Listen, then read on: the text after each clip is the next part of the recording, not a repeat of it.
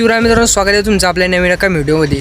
आत्ताच्या काळात जर कधी बघायला गेलं तर प्रत्येकाच्या आईवडिलाचं स्वप्न असतं, मुलाचं एक स्वप्न असतं की आपण एका मोठ्या जॉबला लागावं।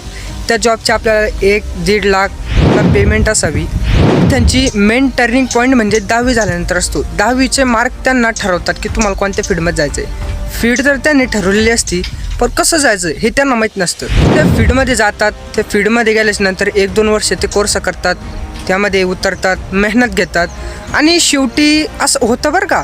म्हणजे एक कॅम्पॅरेटिव्ह तुम्हाला मी सांगतो की असं होतं की 1-2 मार्काने ते जातात आणि मग त्यांचा निकाल लागत नाही। त्यावेळी ती मुलं खूपच डिप्रेशन घेतात, खूपच डोक्यावरती ताण आणतात की आपल्याला जॉब का बरं लागले नाही। थोडीशी एक कॅम्पॅरेटिव्ह म्हणून गोष्ट लक्षात घ्या, आताच्या काळात जॉब मिळणं खूप अवघड झाले।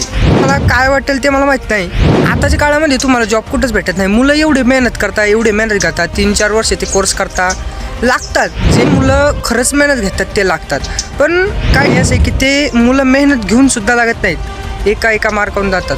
त्यातही लक्षात घ्या, ती मुलं बाहेर राहतात, कमवतात, जॉबला राहतात, मग आई वडील इकडं कष्ट करतात। ते ही गोष्ट आजच्या काळात ती खरी आहे।